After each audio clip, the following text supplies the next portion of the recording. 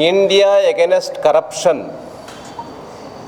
ಅಣ್ಣಾ ಹಜಾರೆ ಆಂದೋಲನದ ಸಂಪೂರ್ಣ ಸದುಪಯೋಗ ತೆಗೆದುಕೊಂಡು ಅಧಿಕಾರದ ಗದ್ದುಗೆಯನ್ನು ಏರಿದಂಥ ಕೇಜ್ರಿವಾಲ್ ಅವರು ಅವತ್ತೇ ಅಣ್ಣಾ ಹಜಾರೆ ಅವರು ಹೇಳಿದಂತೆ ಇವತ್ತು ಕೇಜ್ರಿವಾಲ್ ಅವರ ವಾಲ್ ಸಂಪೂರ್ಣವಾಗಿ ಬಿದ್ದು ಹೋಗಿದೆ.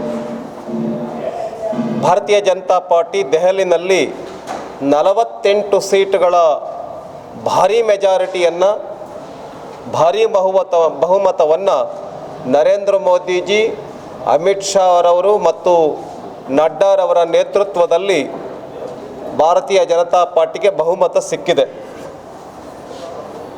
ಇವತ್ತು ಕೇಜ್ರಿವಾಲ್ ಅವರು ಯಾವ ಭ್ರಷ್ಟಾಚಾರವನ್ನು ವಿರೋಧಿಸಿ ಅಧಿಕಾರಕ್ಕೆ ಬಂದಿದ್ದರು, ಅದೇ ಭ್ರಷ್ಟಾಚಾರವನ್ನು ಮಾಡಿ ಮದ್ಯ ಗೇಟ್ ಏನು ಲಿಕ್ಕರ್ ಗೇಟ್ ಏನಿತ್ತು, ಆ ಲಿಕ್ಕರ್ ಗೇಟ್ನಲ್ಲಿ ಜೈಲು ಸೇರಿದಂಥ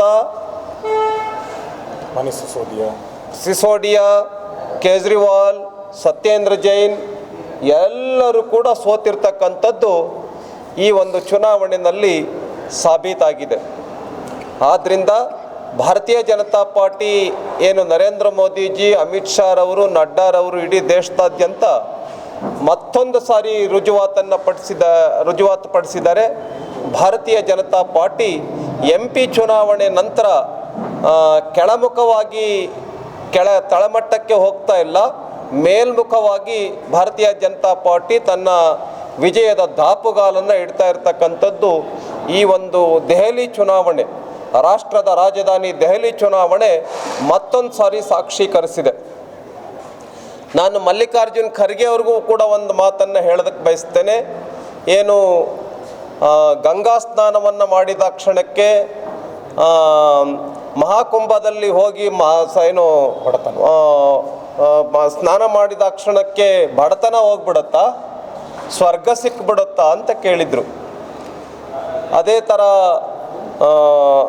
ರಾಹುಲ್ ಗಾಂಧಿಯವರು ದೆಹಲಿನಲ್ಲೂ ಕೂಡ ಚುನಾವಣೆಯನ್ನು ಮಾಡಿದರು, ಮಹಾಕುಂಭದ ಬಗ್ಗೆ ಟೀಕೆ ಮಾಡಿದರು. ಈ ಚುನಾವಣೆ ಮಹಾಕುಂಭದಲ್ಲಿ ಟೀಕೆ ಮಾಡಿರ್ತಕ್ಕಂಥ ಮಲ್ಲಿಕಾರ್ಜುನ್ ಖರ್ಗೆ ಅವರಿಗೆ ಕಪಾಳ ಮೋಕ್ಷ ಮಾಡಿದೆ. ರಾಹುಲ್ ಗಾಂಧಿಯವರ ಏನು ಉಕ್ಕಿನ ಕಾಲಿನ ಹೆಜ್ಜೆ ಮತ್ತೊಂದು ಸಾರಿ 3 ಬಾರಿ ಹ್ಯಾಟ್ರಿಕ್ ಸೋಲನ್ನು ರಾಹುಲ್ ಗಾಂಧಿಯವರು ಸಾಬೀತುಪಡಿಸಿದ್ದಾರೆ. ಯಾವ್ಯಾವ ರಾಜ್ಯಕ್ಕೆ ರಾಹುಲ್ ಗಾಂಧಿಯವರು ಹೋಗ್ತಾರೆ ಸೋಲು ಖಚಿತ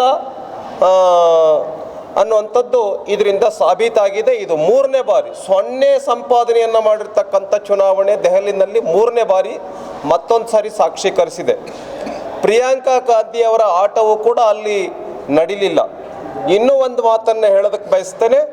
ಅಂಬೇಡ್ಕರ್ ಸಂವಿಧಾನವನ್ನು ಆಧಾರವಾಗಿಟ್ಕೊಂಡಿರ್ತಕ್ಕಂಥ ಭಾರತೀಯ ಜನತಾ ಪಾರ್ಟಿಗೆ ಗೆಲುವು ಸಿಕ್ಕಿದೆ.